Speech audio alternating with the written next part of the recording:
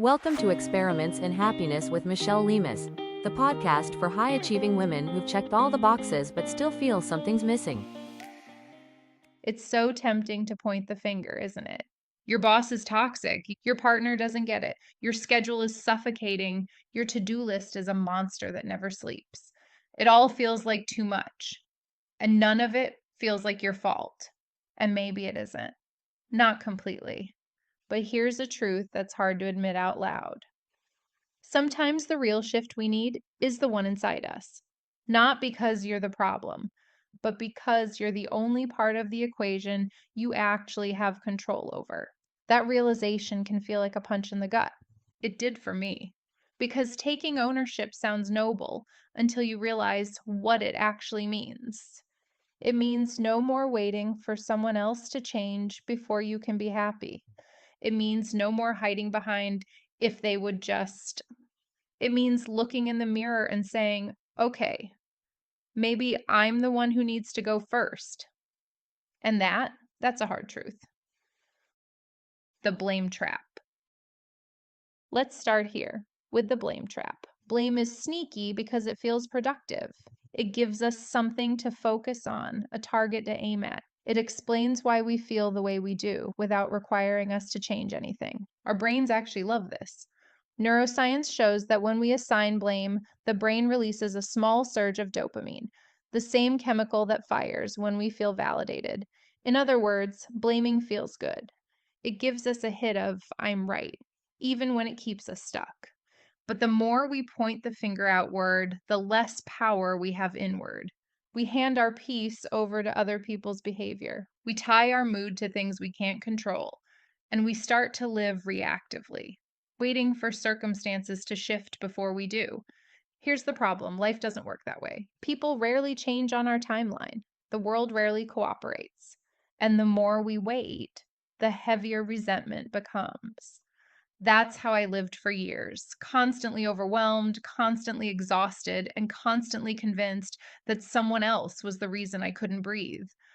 I thought if my team just respected my time, if my partner would just help more, if my schedule would just ease up, then I could finally relax. But nothing changed. Not until I did. The mirror moment. The moment it clicked for me wasn't glamorous. It wasn't during a big transformation retreat or an inspiring podcast. It was in my car, crying in the parking lot after yet another 12-hour workday. I remember gripping the steering wheel and whispering, I can't keep doing this. And then right behind that thought came another one that I didn't want to hear. But you're the one choosing this. Oof, that one hurt. Because technically, I could have said no, I could have left on time, I could have set boundaries, but I didn't. And the truth is, I wasn't ready to take ownership yet. Because ownership feels like guilt when you're exhausted, and it feels like pressure when you're already drowning. But here's what I eventually learned: ownership isn't about blame, it's about power. It's about recognizing that while you can't control the storm, you can control how you steer the boat. That realization shifted everything. Why ownership feels so hard. So let's unpack this. Why is it so hard to take ownership without falling into self-blame? Part of it comes down to how our brains are wired for protection.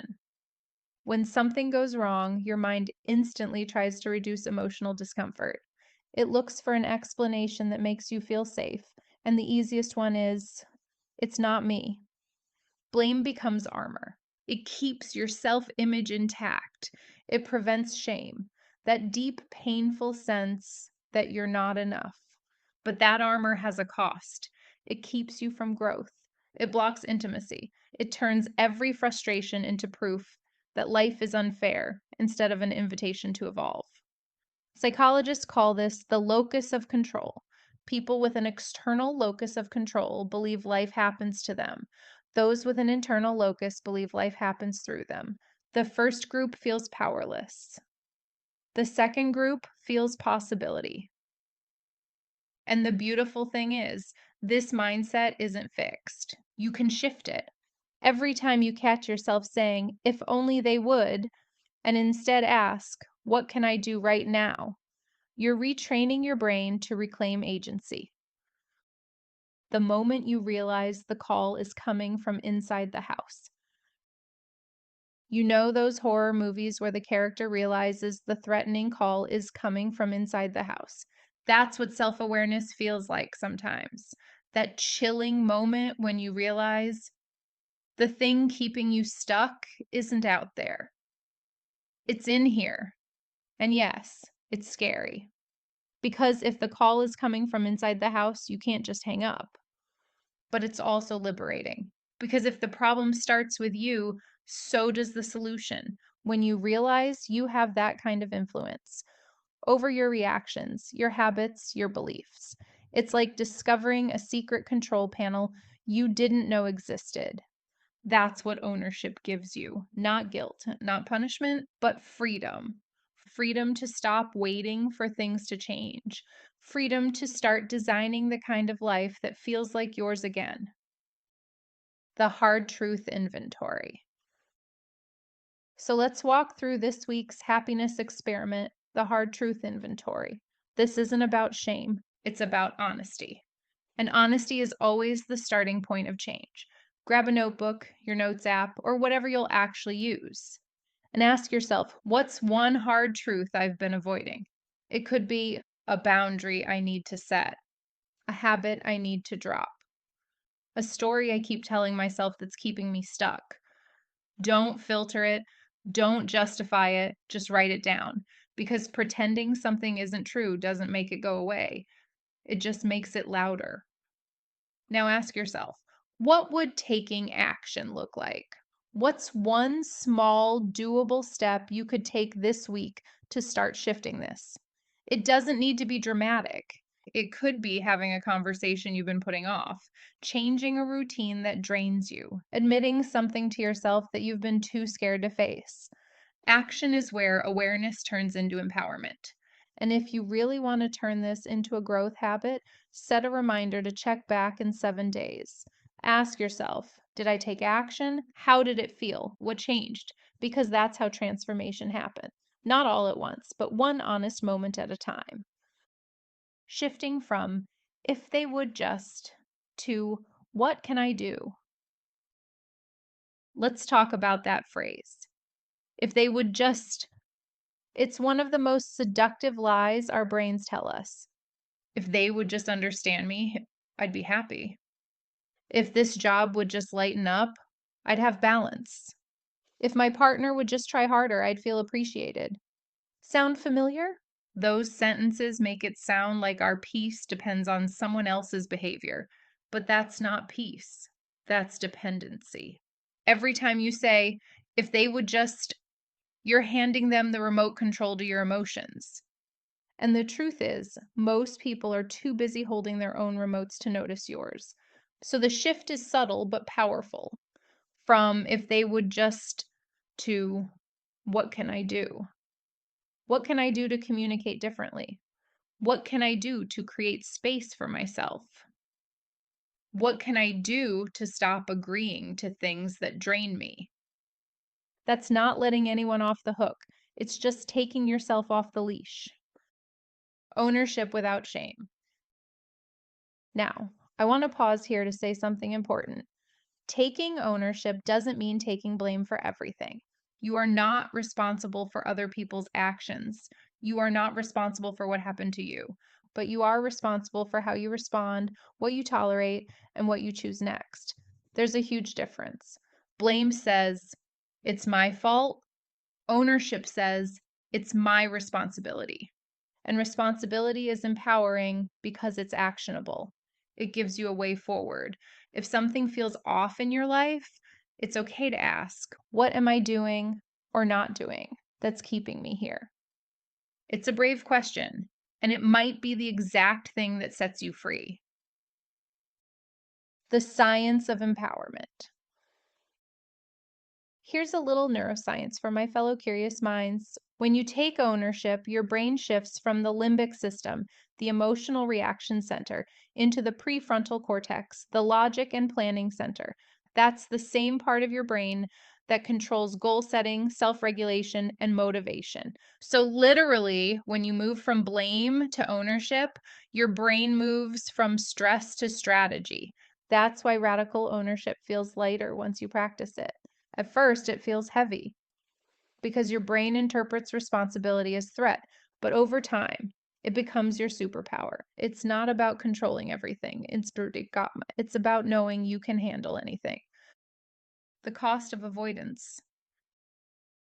Every time we avoid a hard truth, we pay a hidden price. The longer we avoid, the heavier the cost becomes in resentment, exhaustion, and disconnection. Avoidance is like interest on emotional debt. You think you're saving yourself pain, but really you're compounding it. And eventually that debt comes due. Maybe it shows up as burnout. Maybe it's a fight that feels way bigger than the topic. Maybe it's that quiet sadness that whispers, there has to be more to life than this. If that's where you are right now, please know. You're not broken. You're not behind. You're just overdue for honesty. The micro shift method. Let's make this practical. When you realize a change needs to happen, it's easy to swing from denial to all or nothing mode. You finally admit the truth and think, okay, everything has to change right now. But radical change doesn't stick when it's fueled by shame or panic. So instead, use what I call the micro shift method.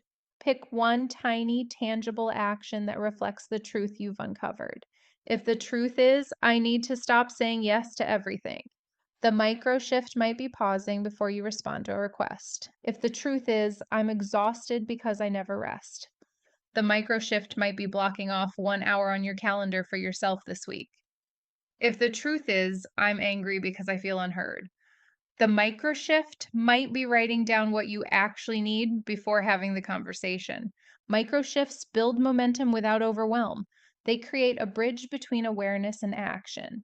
And over time, they rewire your brain to associate ownership with relief, not guilt. A conversation with yourself. Here's what I want you to remember. The hardest conversations you'll ever have aren't with your boss, your partner, or your kids. They're with yourself. The voice that says, you know this isn't working. The whisper that says, you're playing small. The truth that says, you're waiting for permission that isn't coming. That's the real conversation, and it takes courage to listen. When you do, when you stop deflecting and start listening, something incredible happens. You stop fighting your reality and start shaping it. That's the difference between surviving and leading your life. Choosing freedom. I want to end with this. Radical ownership isn't about being perfect. It's about being powerful. It's saying, this might not be all my fault, but it is my responsibility to choose what happens next. That's the call coming from inside the house. It's your intuition, your higher self, your inner scientist calling you to experiment again, to try something different, to tell yourself the truth and act on it, even when it's uncomfortable. Because the moment you do, you stop being the victim of your life story and start being the author. So this week's experiment is simple, but it's not easy. Take your hard truth inventory, write it out, choose one small action, and 7 days from now, check in with yourself. Notice what shifts in your energy, your relationships, your peace. And remember, you don't have to fix everything today. You just have to tell yourself the truth and take one step. Because that's how change starts. From the inside out, soft outro music begins. That's it for today's episode of Experiments in Happiness. If this hit home for you, share it with someone who's been stuck in that, if they would just loop. Because sometimes the most loving thing we can do is hand someone a mirror. I'll see you next week. And until then, keep experimenting with what makes you come alive. Because happiness isn't something you find. It's something you build, one honest step at a time. Thanks for listening to Experiments in Happiness. You can find more tools and resources at experimentsinhappiness.com.